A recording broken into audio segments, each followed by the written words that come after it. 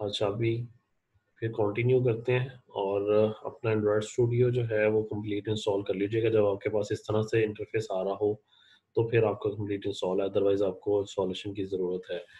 यहाँ पे अगर आप टॉप पे, अगर कुछ लोगों को कंप्लीट इंस्टॉल नहीं है तो उनको यहाँ पे टॉप पे एक छोटी सी बार नज़र आ रही होगी यहाँ पे, और ये उसके ऊपर ट्राई अगेन का ऑप्शन लिखा होगा। अगर किसी का इंस्टॉल नहीं है तो आपने पूरा अनइंस्टॉल नहीं करना है एंड्रॉयड स्टूडियो, आप जस्ट उस ट्राई अगेन पे करो तो आपका जो ग्रेडल है वो दोबारा बिल्ड हो जाएगा और आपका ये जो इशू है वो रिमूव हो जाएगा। ठीक है, तो अगर किसी के पास इस तरह से टॉप पे एक छोटी सी बार सी आ रही होगी यहाँ पे, यहाँ पे कर्सर है, यही इस जगह पे देखें तो यहाँ पे टॉप पे एक छोटी सी बार आ रही होगी येलो शेड की, तो उस पर आपने ट्राई अगेन क्लिक करना है तो आपकी जो एप्लीकेशन है वो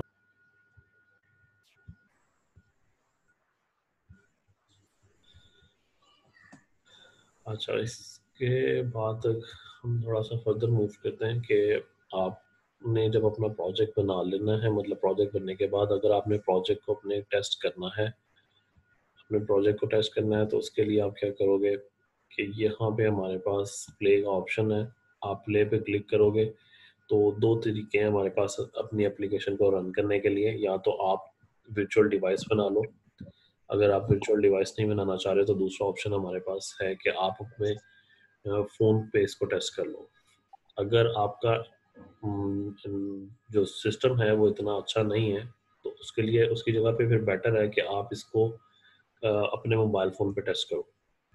जब हम इसे प्ले करेंगे तो इस तरह से हमारे पास आउटपुट जो है वो एवीडी पे शो हो जाएगी वर्चुअल डिवाइस पे। एंड्रॉयड वर्चुअल डिवाइस हम इसे बोलते हैं।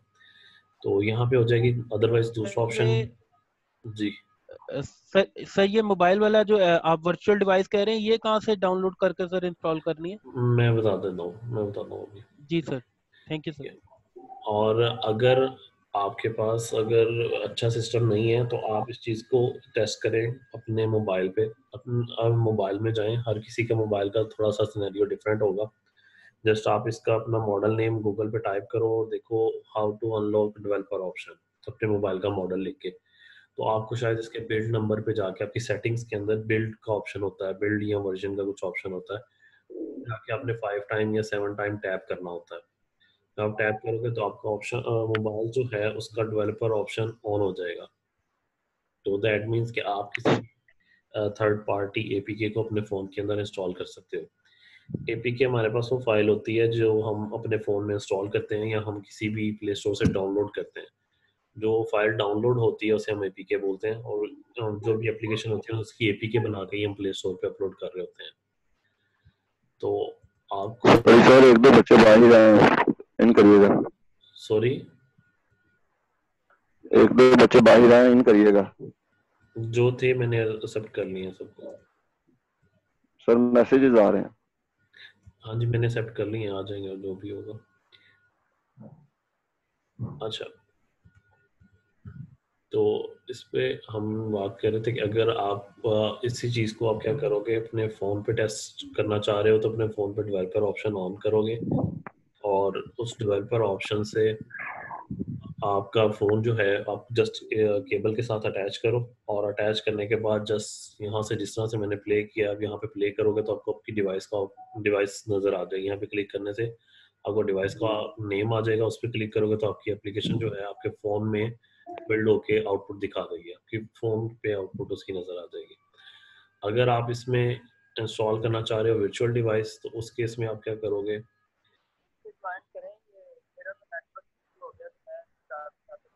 टूल्स में आप जाओगे, टूल्स, और टूल्स में जाके एवीडी मैनेजर, यहाँ पे आप क्रिएट अ न्यू डिवाइस कर सकते हो।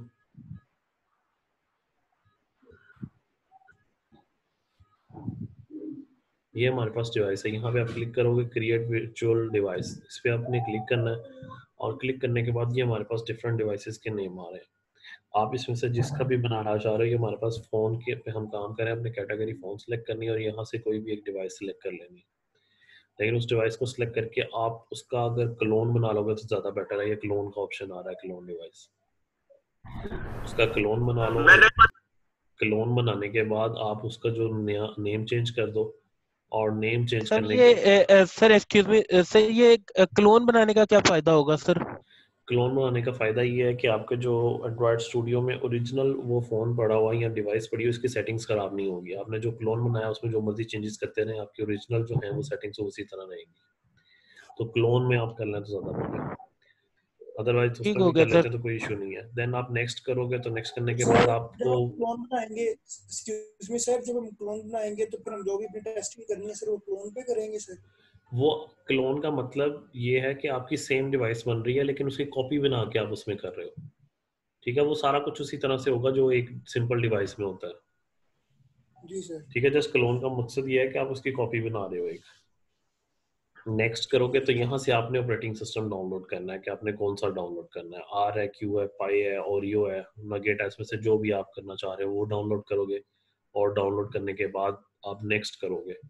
नेक्स्ट करोगे तो आपकी वो वर्चुअल डिवाइस है वो कंप्लीट हो जाएगी इंस्टॉलेशन। और फिर वो जब आप उसे चलाओगे, स्टार्ट करोगे, तो वो आपको कुछ इस तरह का इंटरफेस दे देगी।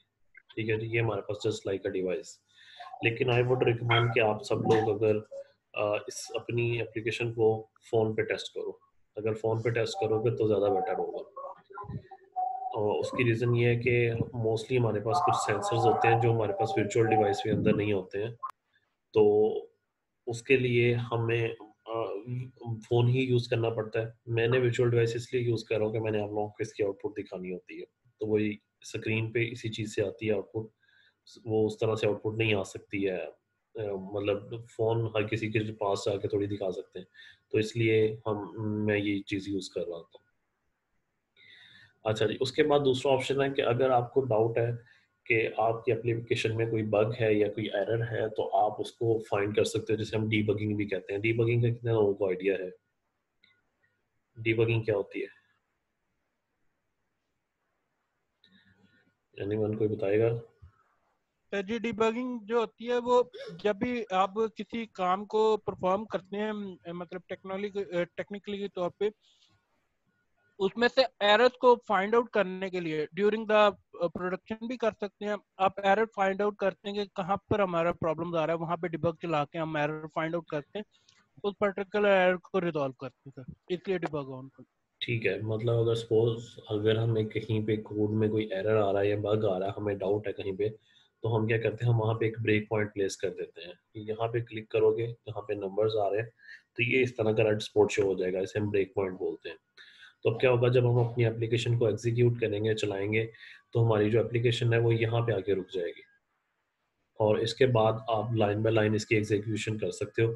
उसके लिए आप F10, 11 और 12 इसके ऑप्शन होते हैं लाइन बाय लाइन एग्जीक्यूशन के। उस और फिर आप चेक कर सकते हो कि आपके कहाँ पे कुछ वैल्यूज़ गलत आ रही हैं या कुछ और इशू आ रहा है। तो उस केस के लिए फिर आप ये ब्रेक पॉइंट यूज़ करोगे और लाइन बाय लाइन एग्जीक्यूशन करके चेक कर रहे होगे कि कहाँ पे आपका एरर आ रहा है। और जब आपने डीबगिंग करनी है, तब आपने अपनी एप्लीकेशन को यहाँ से रन करना है। ये बग का ऑप्शन नज़र आ रहा होगा आपको। ठीक है, अगर आपने सिंपल प्ले करनी है तो ये सिंबल यूज़ करना है, अगर आपने डीबगिंग करनी है तो फिर यहाँ से करना है। ठीक है, डीबगिंग करने के लिए हम यहाँ से डीबग पे क्लिक करेंगे और यहाँ से हमें आउटपुट मिलेगी। ये फिर यहाँ पे आके स्टॉप हो जाएगा। अगर हम इस पे क्लिक करेंगे तो एप्लीकेशन यहाँ पे हमारी स्टॉप नहीं होगी। ठीक है, तो सबसे पहले एक सिंपल जो है एप्लीकेशन, मतलब सबसे पहले हम कोई भी लैंग्वेज पढ़ते हैं तो उसके लिए हम ये यूज़ कर रहे होते हैं हेलो हेलो वर्ल्ड को हम प्रिंट करवाते हैं। इसका मैं थोड़ा सा फॉन्ट साइज इंक्रीज कर देता हूँ। टेक्स्ट साइज, सॉरी,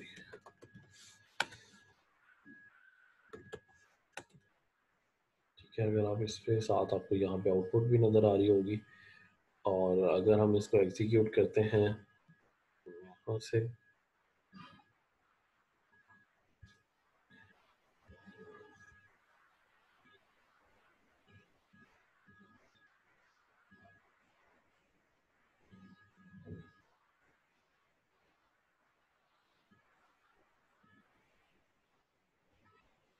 ये हमें फर्स्ट जो है अपनी स्क्रीन पे हेलो वर्ल्ड शो हो गया। ये सिंपल सी बिल्कुल ऐप है, मतलब यहाँ पे हमने जस्ट एक टेक्स्ट प्रिंट करवाया हेलो वर्ल्ड के नाम से।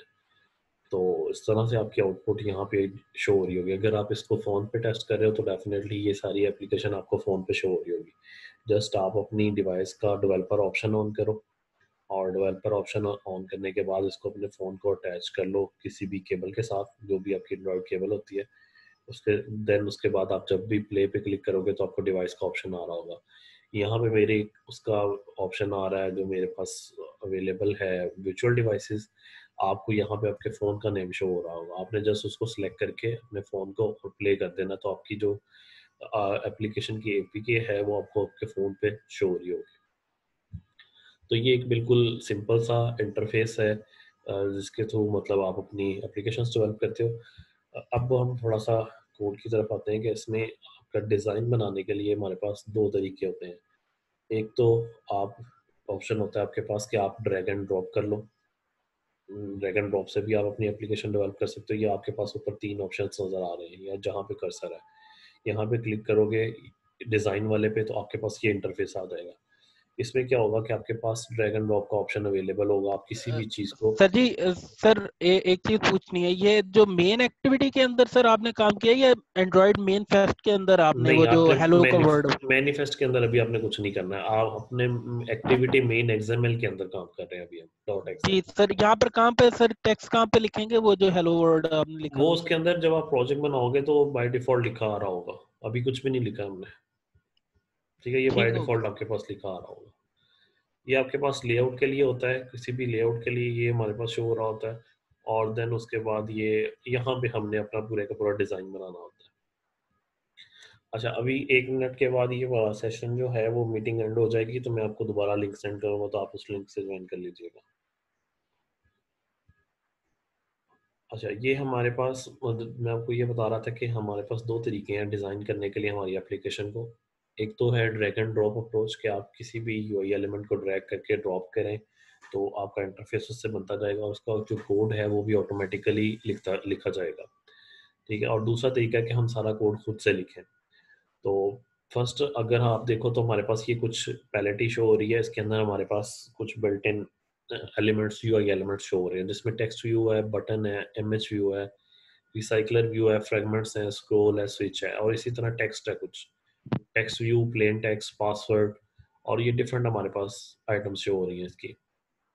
ये सारी की सारी मल्टी टाइम है, मल्टी टेक्स्ट है, नंबर और number decimal, auto complete text view. Similarly buttons हैं, button, image view, chip group, chip है, चेक बॉक्स, रेडियो बटन, ये डिफरेंट हमारे पास चीज़ें हैं। आप इसमें से किसी भी चीज़ को ड्रैग एंड ड्रॉप कर सकते हो। अगर सपोज मैं बटन्स लेता हूँ, मुझे किसी बटन का चाहिए, मैं इस बटन को क्लिक करूँगा, ड्रैग करूँगा और ड्रॉप कर दूंगा यहाँ पे, ठीक है। तो ये मेरा बटन ऐड हो गया है। अब इसका साथ में कोड भी लिखा गया है। अगर हम इसका कोड व्यू में जाएं तो ये बटन साथ में लिखा गया है, शो हो रहा है, ठीक है। इसका कोड ऑटोमेटिकली लिखा गया है। तो मैं वैसे कभी भी रिकमेंड नहीं करता होता कि आप ड्रैग एंड ड्रॉप करो, क्योंकि जब आप ड्रैग एंड ड्रॉप करते हो तो उसमें कुछ चीज़ें एक्स्ट्रा कोड लिखा जाता है, ठीक है। वो आप तब ही रिमूव कर सकते हो जब आपको ये एक्सएमएल का कोड आता होगा।